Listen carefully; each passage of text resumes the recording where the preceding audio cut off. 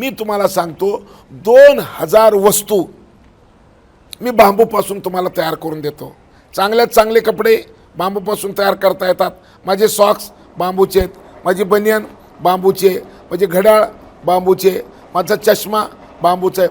100 मजली इमारत म्हणजे हे तुमच्या लक्झरी मुंबईतल्या ज्या चकचकीत बिल्डिंग आहे ना ह्याच्यापेक्षा चकचकीत गोष्ट मी तुम्हाला बांबूपासून बनवून दाखवतो. बघा, आणि तुमचं असेल 2-4-5 हजार रुपयाचं घड्याळ, ऐकलं का? माझं घड्याळ बघा, वजन तुमच्यात आणि माझ्यात.